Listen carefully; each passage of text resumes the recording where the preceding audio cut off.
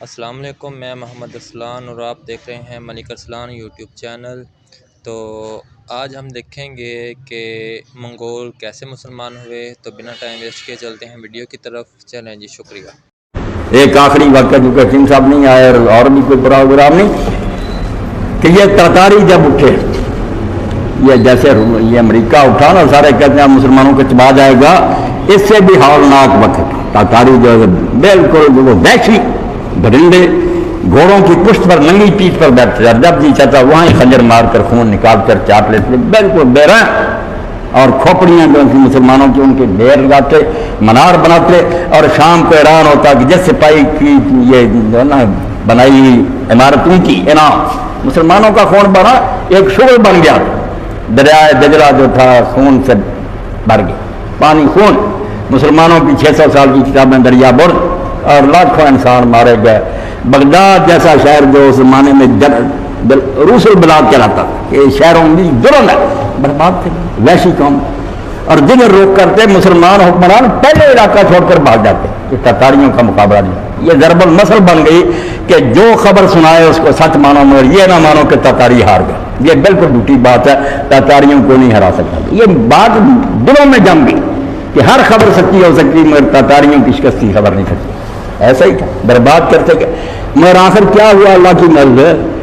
اللہ کہتا تمہارے کرنے سے کام ہوں گے، میں امریکہ کو مسلمان کر سکتا ہوں یہ دین خاصانوں سے۔ عیاں ہے یورش تاتار کے افسانے سے، پاسباں مل گئے کعبے کو صنم خانے سے، جو تباہ کرنے اٹھے تھے دین کے۔ پھر کئی صدیاں جتنے ہمارے علماء نے فقہ کی کتابیں، سارے تاتاریوں نے سرپرستی کی، ان عالموں کو سرمایہ دیتے تھے، خود کتابیں لکھواتے۔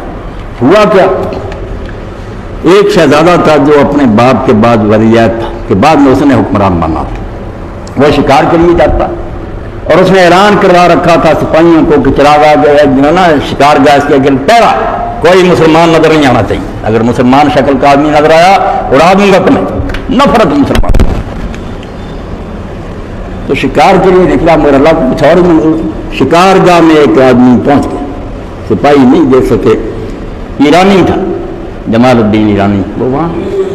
اب شہزادہ جب گھوڑے پر جا رہا تھا، اس کو شکل نظر آئی، اس نے گھوڑے کی باگیں جو ہے نا وہ پھینکی، اور ناراضگی سے آگ اس کی آنکھوں سے برس رہی تھی۔ اس نے کہا کون ہو تم؟ اس نے کہا میں مسلمان۔ اس نے غصے میں کہا کہ تم بہتر ہو یا میرا یہ کتا، کتے سے بدتر سمجھے۔ شیخ نے برا نہیں منایا، بہت تحمل سے بہت نرمی سے جواب دیا کہ سلطان اگر میں ایمان لے کر دنیا سے چلا گیا تو تیرے کتے سے بہتر ہوں، ورنہ کتا مجھ سے بہتر۔ اب یہ بات اتنے دل کے درد کے ساتھ کہی، دل سے جو بات نکلتی اثر کانپ گیا۔ اس نے کہا ایمان کیا ہو؟ تھوڑا موقع ملا، بتایا کہ یہ دنیا یہی نہیں کہ کھاؤ پیو شکار کرو، اللہ ہے، امتحان ہے، مرنا واپس جانا۔ اب یہ باتیں دل میں ایسا اثر کر گئی کہ اس نے کہا میں تو بے بس ہوں، میرا باپ حکمران ہے، میرے اختیار میں نہیں، مگر میرا آپ کے ساتھ وعدہ، جب میں حکومت سنبھالوں تو مجھے ملنے کے لیے آنا، اور یہ بات یاد رہا۔ اب اللہ کا کرنا ایسا ہوا کہ شیخ جمال الدین کا موت کا وقت آ گیا۔ انہوں نے اپنے ایک شاگرد سے کہا کہ یار میرا وعدہ تھا سلطان کے سامنے، میں تو مر رہا ہوں، تو جا کر ملنا اور یہ بات یاد رہا۔ چنانچہ وہ پھر جب بادشاہ بنا گیا، کچھ سختی جو تھی وہ گھٹ گئی، نرمی ہو گئی۔ اب یہ جا کر ملنا چاہتے، مگر کون مسلمان کو اندر جانے دیتا؟ یہ حل کے ساتھ ہی نا آسرا لگا کر بیٹھ گئے، جا نماز بچھالی یا نماز پڑھتے بیٹھ رہتے۔